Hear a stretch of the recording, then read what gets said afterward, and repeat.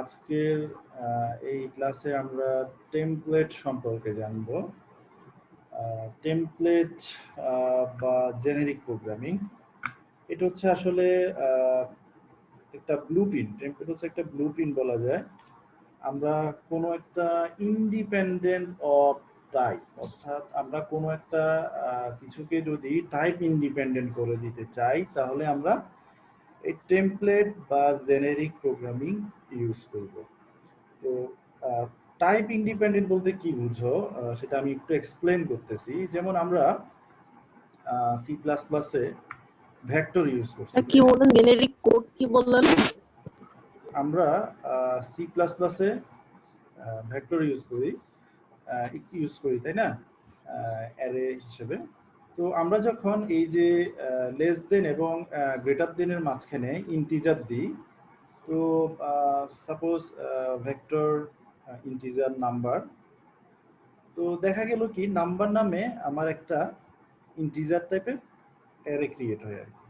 তো আমরা যদি ঠিক ভেক্টরের এই লেস দেন এবং গ্রেটার দেনের মাঝখানে যদি দিই, স্ট্রিং দিই, তাহলে আমার পরবর্তীতে যে ভেরিয়েবলটা ক্রিয়েট করবো এটা স্ট্রিং এর মতো আচরণ করবে। ঠিক একইভাবে আমি যদি লেস দেন গ্রেটার দেনের যেটা আছে এটার মাঝখানে যদি ডাবল দিই, তাহলে আমার ভেক্টরটা ডাবলের মতো আচরণ করবে। তো দেখা গেল এই তার মানে হচ্ছে আমরা এই জায়গাটা দিয়ে এক ধরনের টাইপ ইনজেক্ট করে দিচ্ছি। এখানে যে টাইপটা লিখতেছি ঠিক সেই টাইপটার মতো ভেক্টরটা আচরণ করতেছে। সে ফর এক্সাম্পল আমি এখানে নাম্বার একটা ভেক্টর নিয়েছি, তো এটার মধ্যে আমরা নিউমেরিক ভ্যালু করতে পারবো, অর্থাৎ নাম্বার ইন্টিজার ভ্যালু আমরা দিতে পারবো। যেমন আমরা এটার ভিতর চাইলে 10 ইনসার্ট করতে পারি, 20 ইনসার্ট করতে পারি। কিন্তু আমরা যদি এরকম একটা কিছু ইনসার্ট করতে যাই, সে ফর 5.75, তাহলে কিন্তু নাম্বারের মধ্যে ইনসার্ট হবে না, এটা এরর দেখাবে বা ইনসার্ট করতে দিবে না। কারণ হচ্ছে আমার এই ভেক্টরটা হচ্ছে ইন্টিজার টাইপের। তো তার মানে হচ্ছে আমি যখন এখানে ইন্টিজারটা বলে দিলাম, এটা টাইপ ইন্ডিপেন্ডেন্ট হয়ে যাচ্ছে, অর্থাৎ আমি যেই টাইপ চাচ্ছি ঠিক সেই টাইপের মতো আচরণ করতেছে। আমি যদি এখানে ডাবল লিখি, আমার ভেক্টরটা ডাবলের মতো আচরণ করবে। আমি যদি এখানে স্ট্রিং লিখি, আমার ভেক্টরটা স্ট্রিং এর মতো আচরণ করবে। তার মানে এখন বিহাইন্ডে একটা জিনিস চিন্তা করো, আমরা যেরকম ফাংশন ওভারলোডিং লিখেছি, তার মানে কি ভেক্টরের জন্য কি বিহাইন্ডে আলাদা আলাদা কোড লেখা আছে? যে ভেক্টর যদি সে ইন্টিজার দেয় তাহলে ইন্টিজার মতো আচরণ করবে, সেই ইন্টিজারের জন্য আমার বিহাইন্ডে ভেক্টরের জন্য একরকম কোড লেখা আছে। তো ভেক্টর যদি ঠিক একইভাবে স্ট্রিং দেয়, মাঝখানে যদি স্ট্রিং টাইপ এন্টার করে, তাহলে স্ট্রিং এর জন্য আরেক রকম ভেক্টর লেখা আছে। তো আসলে কি ভিতরে কি এরকম আছে? কিংবা ইউজার ডিফাইন টাইপ যদি দেয়, আমরা চাইলে ভেক্টরের এখানে আমরা চাইলে কিন্তু আমাদের একটা যে কোনো ইউজার ডিফাইন টাইপ স্টুডেন্ট যদি একটা ক্লাস থাকে, আমরা চাইলে আমরা জানি যে ক্লাসও কিন্তু একটা ইউজার ডিফাইন টাইপ। তো আমরা চাইলে কিন্তু এখানে স্টুডেন্ট, অর্থাৎ আমরা চাইলে ভেক্টরের মধ্যে দিয়ে আমাদের নিজের বানানো টাইপও পাস করতে পারি। তার মানে একটা জিনিস চিন্তা করে দেখো, বিহাইন্ডে কিন্তু প্রত্যেকটা পার্টিকুলার জিনিসের জন্য কিন্তু আলাদা আলাদা ভেক্টর লেখা নাই, এটা লেখা আছে কিন্তু একবারই লেখা আছে। কিন্তু একবারই লেখা আছে, কিন্তু তুমি এই যে লেস দেন বা গ্রেটার দেন এটার মাঝখানে যে টাইপটাই তুমি দাও না কেন, সেই টাইপের মতো ওই কোডটা আচরণ করে। তাহলে জিনিসটা কিভাবে হলো? জিনিসটা লিখছে আসলে টেমপ্লেটের মাধ্যমে। এই কাজটা করা হয়েছে টেমপ্লেটের মাধ্যমে, অর্থাৎ আমি যে টাইপের চাই ঠিক ভেক্টরটা আমার ওই টাইপের আচরণ করবে। তো এক রকমের টাইপ ইন্ডিপেন্ডেন্ট করে দিলাম। তাহলে আমরা আসলে জিনিসটা বা ভিতরের মেকানিজমটা কি হয়েছে আমরা বোঝার চেষ্টা করি। তো এখানে বলেছি স্যার আচ্ছা, স্যার ওয়েটে আছে মনে হয়, ওয়েটিং। তাহলে আমরা এই যে টাইপ ইন্ডিপেন্ডেন্ট একটা কথা বললাম, সেটা এখানে এই প্রোগ্রামটা দিয়ে চেক করি। এটা আমরা টেমপ্লেট দিয়ে করেছি। তো টেমপ্লেট হচ্ছে আমার কিওয়ার্ড। এই যে তোমরা এই যে লেস দেন বলো বা গ্রেটার দেন বলো, এই যে একটা জিনিস দেখলাম, এর ভিতর দিয়ে কিন্তু আমরা ভেক্টরে আমরা কিন্তু লাইক আমি যদি ভেক্টর উদাহরণটাই বারবার টানতেছি, ভেক্টরে কিন্তু এর ভিতর দিয়েই কিন্তু আমরা একটা টাইপ পাস করতাম, তাই না? তো এই যে ক্লাস T1 এবং ক্লাস T2, এগুলো হচ্ছে আসলে এক ধরনের ডেটা টাইপও বলা যায়। জেনেরিক ডাটা টাইপ T1 এবং T2 নামে আমি দুটি ডাটা টাইপ নিলাম। এগুলো হচ্ছে জেনেরিক মানে হচ্ছে কোনো ইন্ডিপেন্ডেন্ট, কোনো ফিক্স কোনো টাইপ না, ইন্ডিপেন্ডেন্ট। তো আগের মতোই আমরা একটা মেথড লিখবো বা ফাংশন যেটাই বলো না কেন, মেথডের রিটার্ন হচ্ছে ভয়েড, এরপরে আমার মেথডের নাম প্রিন্ট। T1 হচ্ছে গিয়ে টাইপ। T1 টাইপ বলতে আমরা আগে যেরকম ইন্টিজার প্যারামিটার হিসেবে ইন্টিজার a, ইন্টিজার b দিতাম। তো প্রথমে টাইপ, এরপরে হচ্ছে একটা ভেরিয়েবলের নাম। তো এখানে দেখো আমরা ঠিক এই জায়গাটাতে দেখো আমরা T1 দিয়েছি, কোনো আমরা ইন্টিজার, ফ্লোট, ডাবল, স্ট্রিং কোনো কিছুই দিই নাই। আমরা এখানে যে একটা ডাটা টাইপ বানাইছি জেনেরিক, সেই ডাটা টাইপে দিয়েছি। T2 হচ্ছে আরেক ধরনের জেনেরিক ডাটা টাইপ। তো ভেরিয়েবলের নাম হচ্ছে a, ভেরিয়েবলের নাম হচ্ছে b। এখানে আমরা যেরকম a এবং b দুটো ভেরিয়েবল দিতাম ঠিক একই, শুধুমাত্র আমরা ডাটা টাইপের জায়গাটাতে জেনেরিক একটা টাইপ ইউজ করছি। তো সি আউটে এসে আমরা জাস্ট a এবং b যেটা হয়েছে সেটার ভ্যালুটা প্রিন্ট করে দেখতেছি। তো আমি আবার আরেকটু করে বলি, টেমপ্লেট হচ্ছে আমার কিওয়ার্ড। এই যে লেস দেন এবং গ্রেটার দেন দেখতেছ, এর ভিতরে আমি দুটা নিজের মতো করে ডাটা টাইপ বানালাম, জেনেরিক ডাটা টাইপ T1 এবং T2। এটা বানাতে হলে ক্লাস নামে একটা কিওয়ার্ড ইউজ করতে হবে। এরপরে আমরা যেরকম একটা মেথড লিখি ঠিক ওই রকমই, অর্থাৎ ভয়েড মেথডের রিটার্ন টাইপ, মেথডের নাম, এর পরবর্তীতে হচ্ছে ফার্স্ট ব্র্যাকেট, এর ভিতর দিয়ে তার কিছু প্যারামিটার লিস্ট। তো প্যারামিটার লিস্ট আনতে গিয়ে জাস্ট দেখো এখানে আমরা জাস্ট এই জেনেরিক টাইপ ইউজ করেছি। আমরা যেরকম এখানে ইন্টিজার a, ইন্টিজার b বা float a, float b use করতাম, ফ্লোট a বা ইন্টিজার a এর জায়গায় জাস্ট T1 একটা নিজের বানানো জেনেরিক টাইপ ইউজ করছি, এখানে T2 ইউজ করছি। সি আউটে এসে জাস্ট a এবং b এর মানটা আমি জাস্ট প্রিন্ট করে দিয়েছি। এটাই হচ্ছে আমার টেমপ্লেটের প্রোগ্রামটা। এখন মেইন ফাংশনে আসো। মেইন ফাংশনে এসে দেখো ফাংশন কিন্তু একটাই লেখা আছে, প্রিন্ট ফাংশন একটাই লেখা আছে। তো আমরা জাস্ট প্রিন্ট দিয়ে একবার দুইটা ইন্টিজার ভ্যালু পাস করলাম, একবার 5, একবার 10, আর একবার একটা ইন্টিজার 5 এবং একটা ডাবল 7.75 পাস করছি, আর একবার একটা ইন্টিজার 5 এবং একটা স্ট্রিং পাস করছি। তিনবার আমরা মেথডটাকে কল করছি। তো প্রথমবার সে 5 এবং 10 প্রিন্ট করবে, অর্থাৎ a এর ভ্যালু, এরপরে হচ্ছে একটা ট্যাব, এরপরে হচ্ছে b এর ভ্যালু। সো a এর ভ্যালু 5, b এর ভ্যালু 10, এটা এখানে প্রিন্ট করলো। দ্বিতীয়বার যখন করবে তখন 5 এবং 7.75 যেটা আছে 7.75 এটা প্রিন্ট করবে, সরি এখানে 7.75 প্রিন্ট করবে। আমার লিখাটা ভালো হচ্ছে না। তৃতীয়বারে সে 5 এবং বাংলাদেশ যে নামে যে কথাটা আছে, বাংলাদেশ নামে এই কথাটাই প্রিন্ট করবে। তো আমি কোডটা রান দিয়ে দেখি তাহলে আসলে আউটপুটটা কি দেখায়। আশা করি তোমরা আউটপুটটা দেখতেছো, আশা করি। আমি আউটপুটটা সহ শেয়ার দিচ্ছি, হ্যাঁ আউটপুট সহ দেখতেছো। সো দেখো এখানে প্রথমবার 5 এবং 10 পাস করেছি, 5 এবং 10 প্রিন্ট করলো এই প্রিন্ট মেথডের মাধ্যমে। তো তার মানে এই T1টা ইন্টিজার টাইপ আচরণ করতেছে, কারণ এটা ইন্টিজার পাস করা হয়েছে। দ্বিতীয় ভ্যালু যেটা সেটাও একটা ইন্টিজার, এখানে T2ও ইন্টিজারের মতোই আচরণ করতেছে। সো আলটিমেটলি আমি টাইপটা কিন্তু এখান থেকে দিয়ে দিচ্ছি, টাইপটা দিয়ে দিচ্ছি। সো প্রথমবার এই কারণে 5 এবং 10 প্রিন্ট করলো। দ্বিতীয়বার দেখো প্রথম একটা ইন্টিজার ভ্যালু দিলাম, এই T1টা ইন্টিজার হিসেবে আচরণ করতেছে, T1টা ইন্টিজার হিসেবে বিহেভ করতেছে। দ্বিতীয়বার একটা ফ্লোট বলো বা ডাবল বলো, তাহলে এই T2টা আমার ডাবল একটা টাইপ হিসেবে আচরণ করতেছে। এই কারণে দেখো প্রথম একটা ইন্টিজার প্রিন্ট করলো, পরে একটা ডাবল প্রিন্ট করলো, এখন 5 এবং 7.75।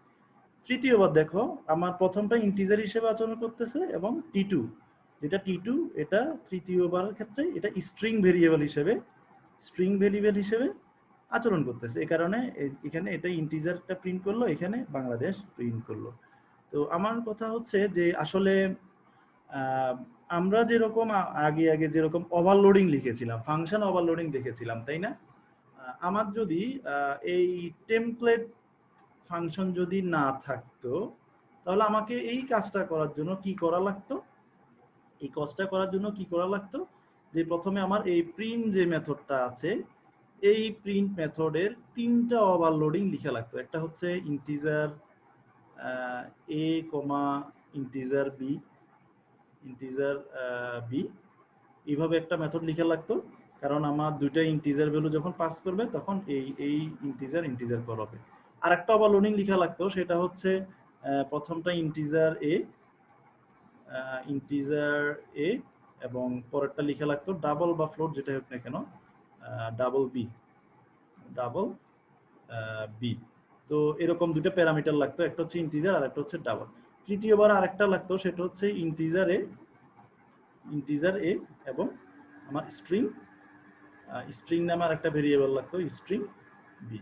তো আমার কিন্তু এই কাজটা করার জন্য, এই তিনবার যে কাজটা করেছি তিনটা মেথডে, এই কাজটা করার জন্য আমাকে যদি ফাংশন ওভারলোডিং দিয়ে লিখতাম, আমাকে ৩টা প্রিন্ট ফাংশন লিখা লাগতো, যার আসলে টাইপগুলো দুটা, একবার ইন্টিজার ইন্টিজার নিবে, একবার ইন্টিজার ডাবল নিবে, একবার ইন্টিজার নিবে, একবার স্ট্রিং নিবে। এরকম আমার যত রকম, এটা যদি আবার স্ট্রিং স্ট্রিং হয় তাহলে আমাকে আরেকটা মেথড লেখা লাগবে যার প্যারামিটার হবে দুইটাই স্ট্রিং। তো কিন্তু আমরা কিন্তু কাজ কিন্তু সেটা করি নাই, আমরা কিন্তু এই টেমপ্লেট দিয়ে একবারে লিখে ফেলছি, এই টেমপ্লেট দিয়ে এই মেথডটা একবারে লিখে ফেলছি।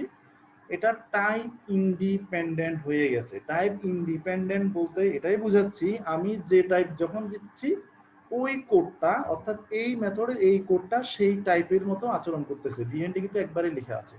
আমি কিন্তু ভেক্টরের উদাহরণ দিয়েছি, তাই না?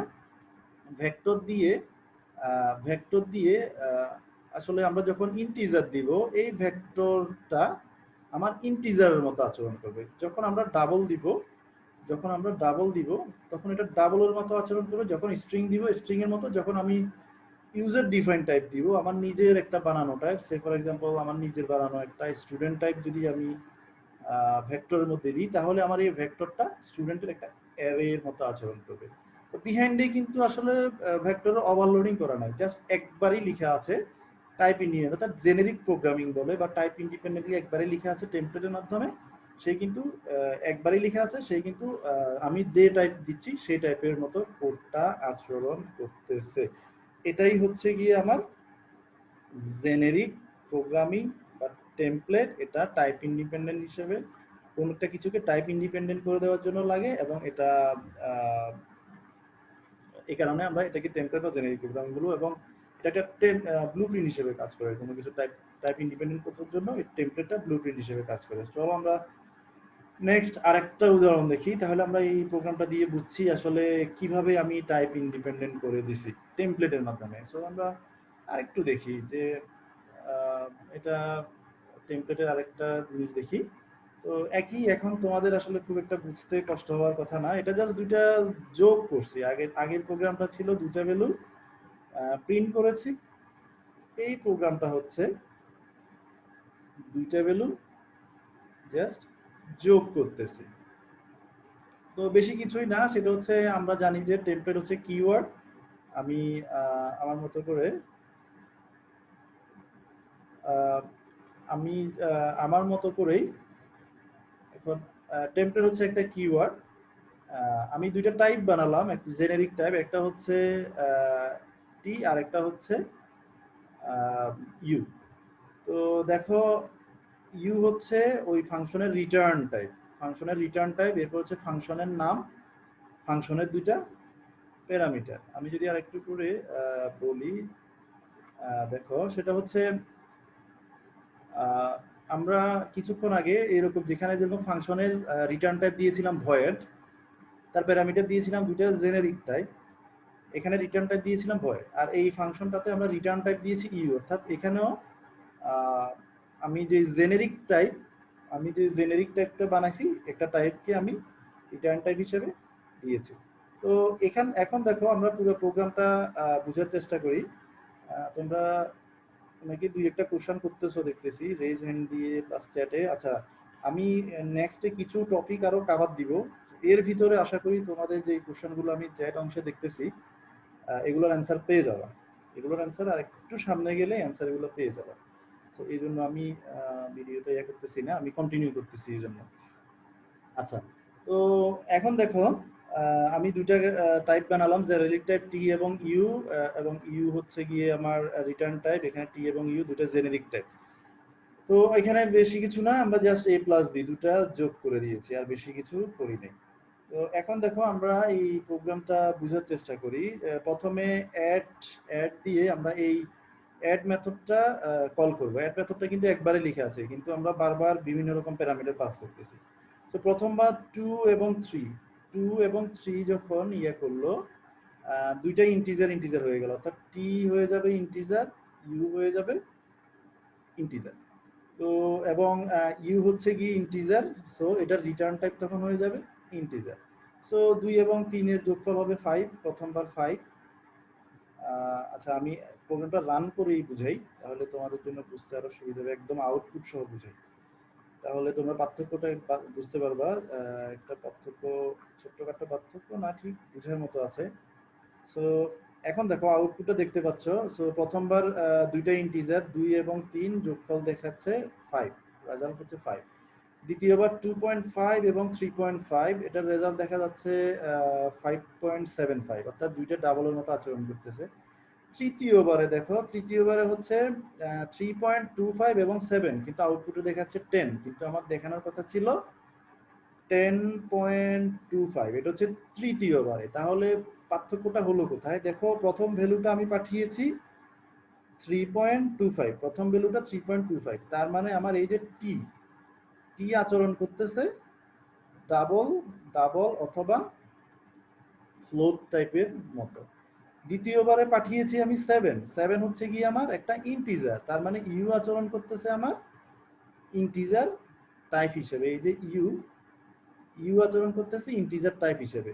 আমি কিন্তু রিটার্ন করেছি ইউ, ফাংশনের রিটার্ন হচ্ছে ইউ, তার মানে ফাংশনের রিটার্ন টাইপও তখন হয়ে গেছে ইন্টিজার। তো সেই কারণে এই যে 7 এবং 3.5 যোগ করে 10.25 হয়, কিন্তু আমাকে রিটার্ন করেছে একটা ইন্টিজার ভ্যালু। ঠিক পরেরটাতে দেখো, প্রথমটা হচ্ছে 90, অর্থাৎ 90, প্রথম ভ্যালুটা হচ্ছে 90 ইন্টিজার, সেকেন্ড ভ্যালুটা হচ্ছে 6.75, অর্থাৎ ইউ হবে একটা ফ্লোট বা ডাবল। এই কারণে দুটোর যোগফল 96.75, কারণ আমার এই রিটার্ন টাইপটা তখন ডাবল হয়ে গেছে। সো এটাই জেনেরিকটা তাহলে কিভাবে আচরণ করলো। এবং কিভাবে দেখো, আমি যখন যেই ভ্যালুটা দিচ্ছি তখন আমার প্যারামিটার বলো বা রিটার্ন টাইপ বলো, যেটাই বলো না কেন, এখানে প্যারামিটার বলো বা এখানে ভয় রিটার্ন টাইপ বলো ফাংশনের, কিংবা প্যারামিটার হিসেবে যে ভ্যালুগুলো পাস করতেছি সেই ভ্যালুগুলো কিন্তু, সেই টাইপগুলো কিন্তু আমার যেই টাইপ পাস করতেছি ঠিক সেই টাইপের মতো এই প্রোগ্রামটা লেখা আছে।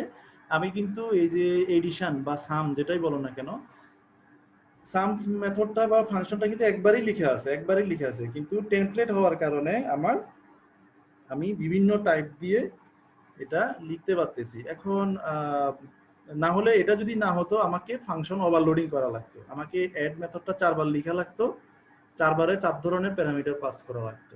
তো আমরা দেখলাম যে আসলে ওভারলোডিং এর ঝামেলা অনেক দূর টেমপ্লেট দিয়ে কমাই দিছে।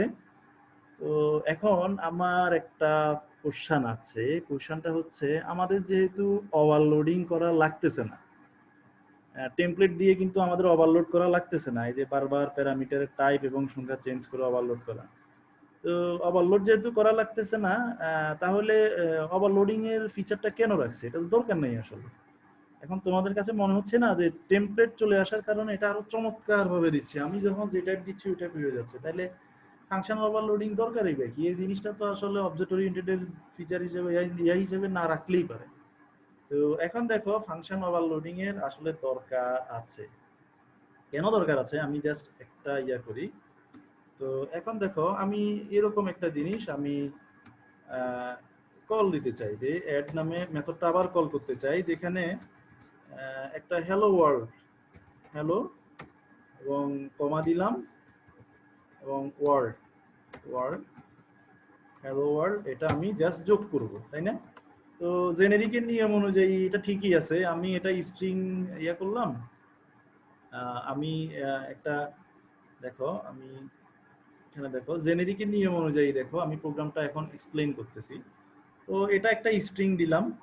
সো আমার এই টি স্ট্রিং হয়ে গেল, ইউও স্ট্রিং হয়ে গেল।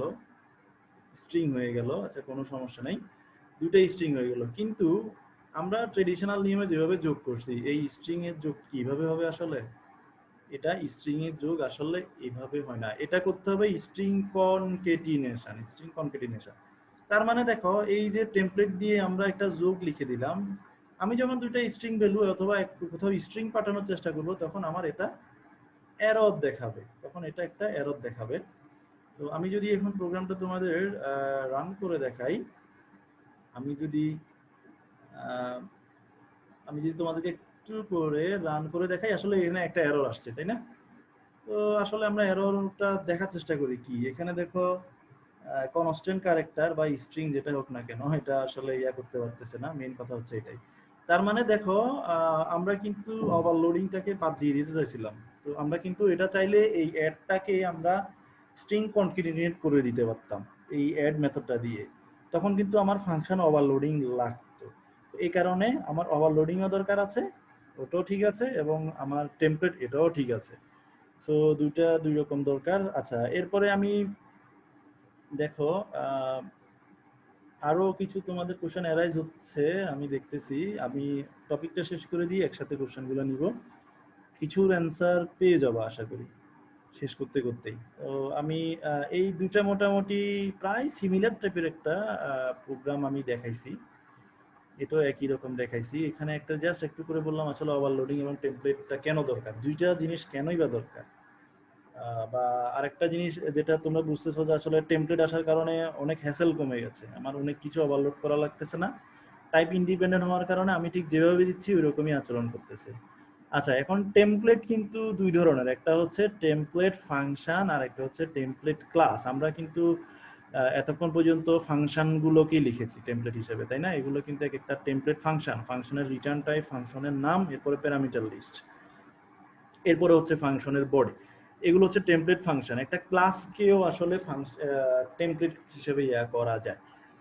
তো আচ্ছা, আমরা টেমপ্লেট ফাংশনের আরেকটা উদাহরণ দেখি। আমি এটা খুব একটা এক্সপ্লেন করার ইচ্ছা নাই, তোমরা বুঝতেছো যে টেমপ্লেট আমি ক্লাস নামে একটা ডাটা টাইপ করলাম, ক্লাস নামে একটা ডাটা টাইপ করলাম, অর্থাৎ ডাটা টাইপ নামে একটা করলাম, টাইপ বানালাম জেনেরিক টাইপ। এখন ওই ডাটা টাইপ, ওই জেনেরিক টাইপ, এবং আমরা দুইটা সেম লেভেলের ডাটা টাইপ হবে, যেহেতু আমি একটা ডাটা টাইপ বানাইছি। তো এ বি আসলো, এবং এটা জাস্ট এডিশন অর্থাৎ যোগ আর কি। কিছুক্ষণ আগে যেটা দেখাইছি এটা জাস্ট, এটা হচ্ছে দুটো একই টাইপের যোগ, মানে একই ডাটা টাইপের। ইন্টিজার ইন্টিজার হইলে দুটোই ইন্টিজার হইতে হবে, যেহেতু আমার জেনারিক ডাটা টাইপ একটাই, একটাই জেনারিক ডাটা টাইপ হইলে দুটোই ইন্টিজার হইতে হবে অথবা দুটোই ফ্লোট হইতে হবে, অর্থাৎ একই ডাটা টাইপের যোগ আর কি। তো এখন দেখো, এর পরবর্তীতে দেখো, এটা হচ্ছে তিনটা তিনটা প্যারামিটার নিয়ে যোগ। অর্থাৎ এখানে দেখো, এই টেমপ্লেটের মধ্যে আমি আবার কিছুটা ইয়ার মতো করার চেষ্টা করছি, যে ওভারলোড টাইপের করার চেষ্টা করছি। প্রথম এরটা হচ্ছে দুইটা প্যারামিটার নেয়, দ্বিতীয় এটা কি করে, আমার তিনটা প্যারামিটার নিচ্ছে, এবং তিনটা প্যারামিটার কিন্তু জেনেরিক টাইপ, আমাদের ইন্টিজার ফ্লোট এরকম কিছু নেই, জেনেরিক টাইপ। তো আমি দুইটা প্যারামিটার যদি পাঠাই, যে কোনো দুইটা একই টাইপের, তাহলে আমার এই অ্যাড মেথড কল হবে। যখন আমরা তিনটা পাঠাবো, তখন আমার এই তিনটাওয়ালা অ্যাড মেথডটা কল হবে। আমি জাস্ট রিটার্ন দিয়ে জাস্ট এই দুইটা ভ্যালু যোগ করে দিছি, আর দ্বিতীয়টার ক্ষেত্রে তিনটা ভ্যালু যোগ করে দিছি। আচ্ছা, নিচে আর একটা জিনিস দেখো, আমরা এই টেমপ্লেটের মাধ্যমে আসলে সোয়াপিংটা দেখবো। তো সোয়াপিং আমরা যেরকম দুইটা ভেরিয়েবলের ভ্যালুগুলো ইন্টারচেঞ্জ করতাম, সোয়াপিং করতাম, ঠিক একই প্রোগ্রামটাই। এখানে দেখো টি আমার বানানো একটা generic type swap, address of A address of B. আমরা জানি যে এটা কল বাই রেফারেন্স বা অ্যাড্রেস পাঠানো লাগে, যাতে মেমোরিতে এফেক্টটা থাকে।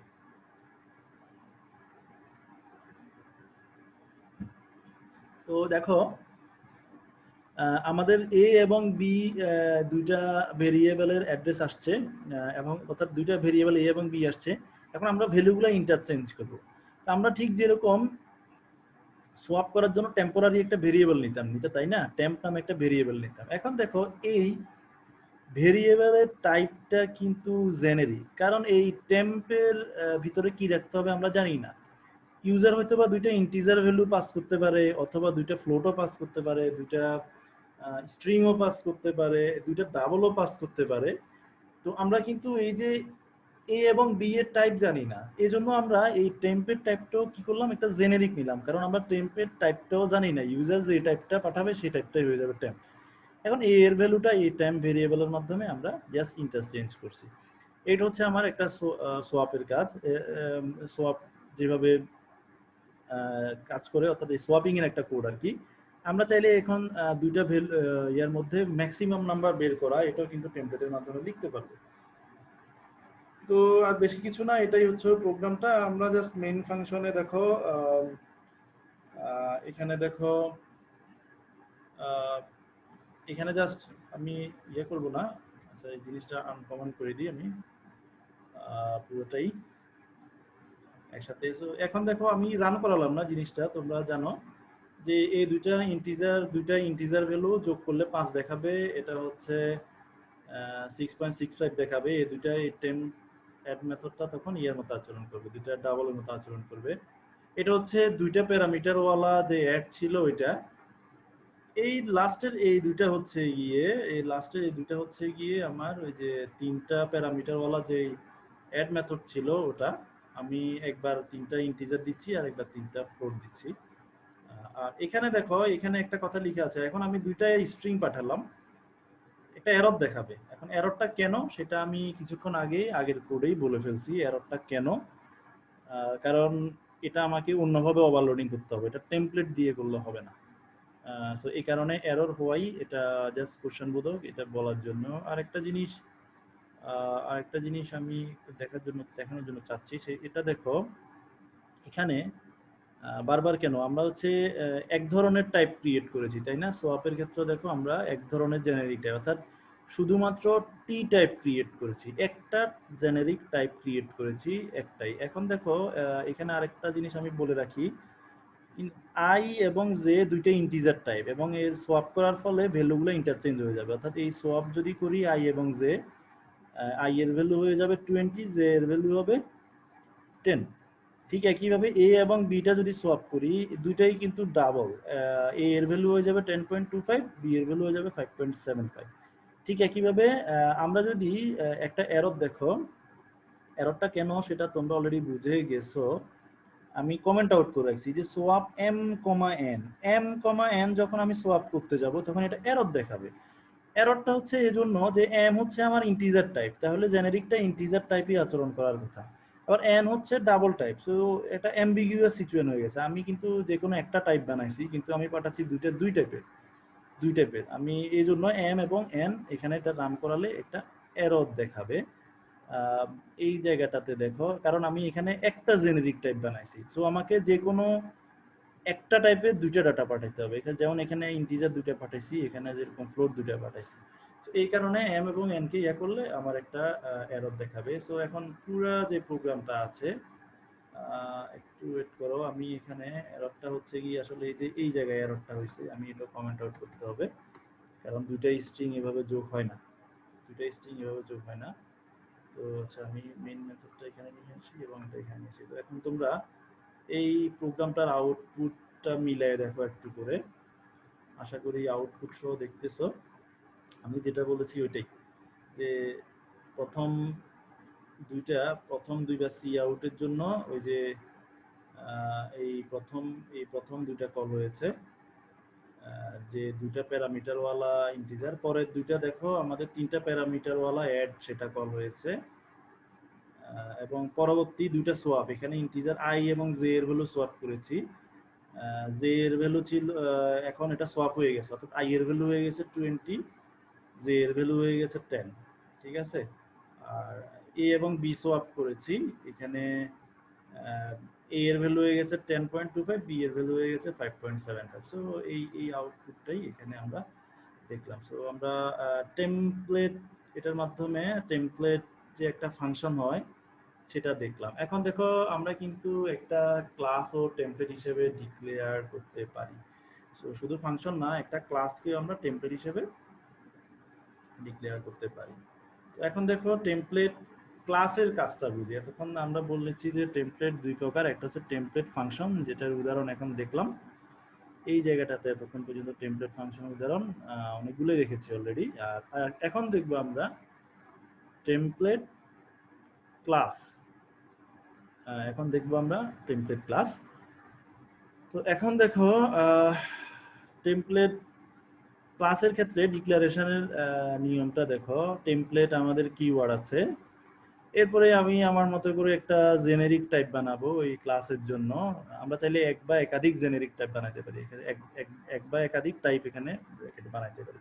তো নিজের মতো করে একটা জেনেরিক টাইপ টি বানালাম। এরপর হচ্ছে ক্লাসের নাম দিলাম সাম। সাম নামে একটা আমরা ক্লাস দিলাম। সো এখানে ক্লাস দিয়ে আমরা যেরকম এরকম লিখতাম না যে প্রথমে ক্লাস কিওয়ার্ড থাকতো, এরপরে ওই ক্লাসের নাম, সে ফর এক্সাম্পল আমি স্টুডেন্ট, আমি শর্টকাটে লিখলাম, এরপরে সেকেন্ড ব্র্যাকেট দিয়ে এই ক্লাসের ভিতরে তার অ্যাট্রিবিউট এবং তার অ্যাক্টিভিটিস, অর্থাৎ তার মেম্বার ভেরিয়েবল এবং মেম্বার ফাংশনগুলো থাকতো, তাই না? এটা হচ্ছে কি আমার এটা ক্লাস লিখে আর কি, ক্লাস কিওয়ার্ড।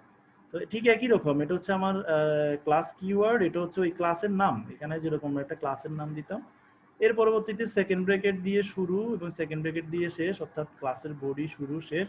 তো এখানে দেখো এই সেকেন্ড ব্র্যাকেটটা দিয়ে শুরু, এখানে সেকেন্ড ব্র্যাকেটটা দিয়ে শেষ।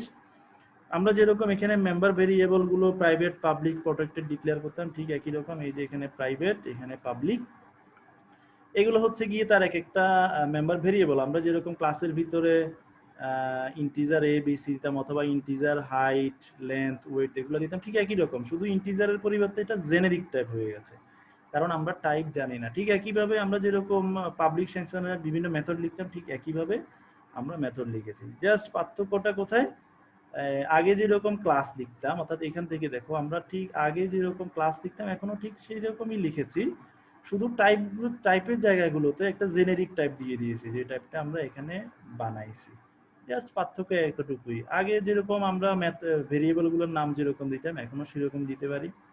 আমরা যেরকম ফাংশনগুলো যেরকম দিতাম, যে ভয়েড, তার ভয়েড মানে হচ্ছে সে কিছু রিটার্ন করবে না, দুইটা ফাংশন লিখেছি, মেম্বার ফাংশন বা মেথড, সে ঠিক একই রকম, এগুলোর কোনো প্যারামিটার নেই। এখন দেখো এই ফাংশনগুলোর কাজ, অর্থাৎ গেট ডাটা এবং ডিসপ্লে, এগুলোর কাজ আমরা ওই মেথডের অর্থাৎ এই ক্লাসের বডির বাইরে লিখেছি, তাই না? আমরা আসলে আমরা জানতাম যে একটা হচ্ছে ইনলাইন ফাংশন আর একটা হচ্ছে আউটলাইন ফাংশন। ইনলাইন ফাংশন মানে হচ্ছে ওই ক্লাসের ভিতরেই ওই মেথডের বডিগুলো লিখে ফেলা। আউটলাইন মানে হচ্ছে কি ওই ক্লাসের বাইরে গিয়ে মেথডের যে বডি আছে সেটা লিখে। এখন যেহেতু এটার ভিতরে লিখিনি, আমরা গেট ডাটা এবং ডিসপ্লে এর বডিটা লিখবো এই যে এই ক্লাসটার বাইরে, অর্থাৎ আউটলাইন হিসেবে। তো দেখো আমরা এখন যে এটা দেখলাম, সো টেমপ্লেট এটা তো আমরা লিখলামই। এখন দেখো এই ভয়েড, অর্থাৎ এই মেথডের গেট ডাটা আমরা ইউজার থেকে ইনপুট নিব, এই গেট ডাটা ভয়েড। তো এই ফাংশনের রিটার্ন টাইপ হচ্ছে কি আসলে ভয়েড। তো ভয়েডের পর আমার ওই ক্লাসের নাম, যে ক্লাসটাতে আসলে অবস্থিত এই ইয়েটা, এরপর হচ্ছে স্কোপ রেজুলেশন অপারেটর, এরপর হচ্ছে আমার মেথডটা দিয়ে আমি বেশি কিছু করি নাই। সি ইন দিয়ে ইউজার থেকে দুইটা ইনপুট নিচ্ছি, একটা ভ্যালু 1 নিচ্ছি আর একটা ভ্যালু 2, অর্থাৎ ভ্যালু 1 এর জন্য একটা ইনপুট নিচ্ছি, ভ্যালু 2 এর জন্য সি ইন দিয়ে ইউজার থেকে আমি ইনপুট নিচ্ছি।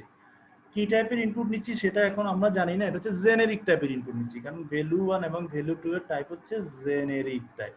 তো এখন দেখো এটা হলো আমরা যেরকম আগে যেরকম ফাংশনগুলো বাইরে লিখতাম ওই কি রকম, যে মেথডের রিটার্ন টাইপ, এই মেথডটা আসলে কোন ক্লাসের ভিতরে সেটা, এরপর হচ্ছে স্কোপ রেজুলেশন অপারেটর, এরপর হচ্ছে আমার মেথডের নাম, এরপর হচ্ছে মেথডের বডিটা। তো এই গেট ডাটা দিয়ে আমরা সিইন দিয়ে ইউজার কাছ থেকে দুইটা ভ্যালু নিয়েছি, জাস্ট এই কাজটাই করেছি। ঠিক একইভাবে যে ডিসপ্লে মেথডটা আছে এটা দিয়ে কি করেছি, এই যে ভ্যালু এবং 1 এবং ভ্যালু 2 ইউজার ডেটা যে দুইটা ইনপুট দিছে এখানে সিইন এর মাধ্যমে, এই দুটো জাস্ট যোগ করেছি এখানে সামের মাধ্যমে যোগ করেছি। যোগ করে জাস্ট দেখাইছি যে সাম বলতে এখানে আসলে স্পেলিংটা ভুল হয়েছে একটু, সাম না হয়ে SUM হবে আর কি, ভুল হয়েছে। আচ্ছা, sum of value 1 and value 2 is এত, এখানে স্পেলিং মিস্টেক আছে, ওই সাম হয়ে গেছে। যাই হোক, এই ধরনের মাইনর এরর গুলো তোমরা স্কিপ করো। তো দেখো প্রোগ্রামটার মেইন উদ্দেশ্য হচ্ছে আসলে একটা জেনারিক টাইপের মধ্যে ইউজার ইনপুট দিল, এই দুটো ভ্যালু ইউজার যে দুটো ভ্যালু ইনপুট দিল এগুলা যোগ করে আমরা জাস্ট আউটপুটে দেখাবো, কিন্তু পুরোটাই কিন্তু জেনারিক টাইপ দিয়ে হচ্ছে, এবং এটা হচ্ছে একটা ক্লাস, নামটা হচ্ছে গিয়ে আমার ক্লাস। এখন আসো, সাম যখন ক্লাস, তো এই সাম যখন ক্লাস, এই জায়গাটাতে দেখো এই সাম হচ্ছে কি আমার ক্লাসের নাম, এবং এই যে লেস দেন এবং গ্রেটার দেন দেখতেছো এটার ভিতরে ইন্টিজার দিয়ে দিছি। এটার ভিতরে ইন্টিজার মানে হচ্ছে যে আমার যে ইয়েটা আছে এখন সামের যে অবজেক্টটা আছে, এই অবজেক্টটা এখন শুধুমাত্র ইন্টিজার টাইপ নিয়ে কাজ করবে। তো ইন্টিজার টাইপ নিয়ে কাজ করবে কারণ আমরা এই যে লেস দেন গ্রেটার দেন এর ভিতরে ইন্টিজার দিয়ে দিচ্ছি, অর্থাৎ এই আমার সামের পুরো ক্লাসটা ইন্টিজার টাইপের জন্য হয়ে গেছে। পুরো ক্লাসটা এখন ইন্টিজার জেনারিক ইন্টিজার টাইপের জন্য হয়ে গেছে। এখন আমি যদি গেট ডাটা দিয়ে যদি আমি 5 এবং 10 প্রেস এন্টার করি, তাহলে আমাকে ডিসপ্লে যোগ করে দেখাবে যে সাম অফ 5 and 10 ইকুয়ালস টু 15। ঠিক আছে, আর এখানে যেহেতু এই সামের ভিতরে আমি ডাবল দিয়েছি, এখন এই পুরো ক্লাসটা ডাবলের মতো আচরণ করবে। আমি যদি দুটো ডাবল ভ্যালু দিই, আমাকে দুটো যোগ করে দেখাবে। আমি যদি আউটপুটটা তোমাদেরকে একটু প্রোগ্রামটা রান করে দেখাই, তাহলে তোমরা আরো ইজিলি বুঝতে পারবা। আচ্ছা, ব্ল্যাক স্ক্রিন দেখতেছো আশা করি। আচ্ছা, তো প্রথমবার যেহেতু এটা আমার ইন্টিজার টাইপেরই দুটা, এটা যেহেতু ইন্টিজার টাইপেরই, সেহেতু আমাকে ইন্টিজার টাইপের দুটা ভ্যালু এন্টার করতে হবে। তাই আমি দিলাম 10 এবং 50 দুটা ভ্যালু ইয়ে করে এন্টার প্রেস করলাম। তো ঠিকই আছে, আসলে এখানে সাম বানানটা ভুল আছে, এটা অ্যাসিউম হবে যেটা আমি বলেছি। তো এটা ঠিকই আছে যে প্রথমে আমি 10 এবং 50 দুটা গেট ডাটা দিয়ে, অর্থাৎ এখানে দেখো গেট ডাটা বলতে এই যে গেট ডাটা দিয়ে ইউজার থেকে এই জায়গাটাতে সিইন দিয়ে আমি ইনপুট নিয়েছি ভ্যালু এবং ভ্যালু টু এর মাধ্যমে দুটো ইন্টিজার ভ্যালু, যেহেতু এটা ইন্টিজার আছে, এবং ডিসপ্লে দিয়ে আমি এই যে দুটো জেনেরিক ভ্যালু দুটো আমি জাস্ট ডিসপ্লে দিয়ে এখানে প্রিন্ট করে রেখেছি। ঠিক আছে, এই কাজটাই এখানে হলো। আচ্ছা, এরপরে দেখো পরবর্তীটা দেখো, আমি এখন পরেরটা তো ডাবল, তাই না? আমি দুটো ডাবল ভ্যালু দিই, ফর এক্সাম্পল 5.25 এবং লাইক 10.30 এটাই দিলাম। তো এটা আমাকে একইটাই দেখালো, অর্থাৎ যেহেতু এটা ডাবল ভ্যালু, এই গেট ডাটাটা দিয়ে আমি দুটা ডাবল ভ্যালু, এই ডাবল ভ্যালু ইউজারের কাছ থেকে গেট ডাটা দিয়ে ইনপুট নিয়েছি, এই কোডটা এখানে লেখা আছে, আর এই ডিসপ্লে দিয়ে জাস্ট এই দুটা ভ্যালুর যোগফলটা এখানে ডিসপ্লে করেছি, এটাই গেল আমার টেমপ্লেট ক্লাসের একটা এক্সাম্পল। এখন আমরা ভেক্টর বলে অনেকক্ষণ দিয়ে ভেক্টরের উদাহরণ দিয়ে বুঝাইছি, তাই না? ভেক্টর উদাহরণ দিয়ে বুঝাইছি। তো আমরা ভেক্টর লিখতাম কিন্তু এরকম ভেক্টর দিয়ে এরপরে এখানে মাঝখানে সে ফর এক্সাম্পল ইন্টিজার দিতাম। সো তার মানে তোমরা বুঝতেছো যে ভেক্টর কিন্তু একটা কি টেমপ্লেট ফাংশন নাকি ক্লাস? ভেক্টর কি টেমপ্লেট ফাংশন না template class? Template class sir. Exactly, তার মানে ভেক্টর হচ্ছে টেমপ্লেট ক্লাস। আমরা তখন পর্যন্ত যে উদাহরণটা দিয়ে আসতেছি, তো আমি কোশ্চেন বাকি যেগুলো জমা হয়েছে এগুলো একটু পরেই অ্যান্সার দিচ্ছি। আমি কিছু রিডিং ম্যাটেরিয়ালস পড়াই দিয়ে শুরুকে, একসাথে তাহলে রেকর্ডিংটা শেষ হয়ে গেলে দেন তোমাদের সবগুলো কোশ্চেনের অ্যান্সার দেওয়ার চেষ্টা করব। আচ্ছা, এখন দেখো একটা পিডিএফ দেখা যাচ্ছে, আমরা জাস্ট একটু পড়ে নিই। আমরা তখন পর্যন্ত তো আসলে অনেকগুলো কোড দেখলাম, বুঝার চেষ্টা করলাম, এখন একটা ইয়ে দিয়ে পড়াশোনা করি। তো আমি খুব শর্টকাট টেনে যাচ্ছি। এটাকে টেমপ্লেট হচ্ছে জেনেরিক প্রোগ্রামিং, তো বা এটা বলে জেনেরিক প্রোগ্রামিং বলেছি, independent of any particular type. এটাও তোমরা এখন বুঝো, টাইপ ইন্ডিপেন্ডেন্ট হয়ে গেছে। এখানে জেনেরিক ক্লাস এবং ফাংশন, তোমরা জানো যে জেনেরিক ক্লাস অর্থাৎ টেমপ্লেট ক্লাস এবং টেমপ্লেট ফাংশন দুটো ক্রিয়েট করেছে। এখানে ওই যে এতক্ষণ পর্যন্ত ভেক্টরের কথা বললাম, এই যে ভেক্টরের উদাহরণটা এখানে দেওয়া হয়েছে। তো টেমপ্লেট দুই প্রকার, একটা হচ্ছে ফাংশন টেমপ্লেট আর একটা হচ্ছে ক্লাস টেমপ্লেট। তো এখানে বলা হয়েছে যে অনেকগুলো জেনেরিক ডাটা টাইপ বানানো যাবে, এটা এই কথাটা এখানে বলা হয়েছে।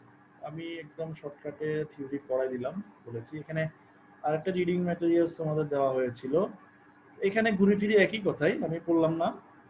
এখানে দেখো কুইক শর্ট আমরা চাইলে এরকম বানাই ফেলতে পারি। আর টিউটোরিয়ালস পয়েন্টে দেখো ওরা একটা স্ট্যাক বানানোর চেষ্টা করছে টেমপ্লেট দিয়ে। স্ট্যাক বানানোর চেষ্টা করছে মনে হয়, হ্যাঁ স্ট্যাক বানানোর চেষ্টা করছে। একটা যেরকম ক্লাস এর একটা স্ট্যাক ক্লাস বানানোর চেষ্টা করছে। তো ঠিক একই রকম এখানে আমার ফাংশন টেমপ্লেট ক্লাস টেমপ্লেট দুটাই আছে। কোনটা কিভাবে করলাম না, দুটার একটু ডিটেলস বর্ণনাও আছে এখানে, এটা তোমরা পড়ে নিবা। আচ্ছা সেশন পড়ে যাচ্ছি, তো এগুলো পড়ে নিবা, আসলে এগুলো অলরেডি আমার বলা হয়ে গেছে। তো আমি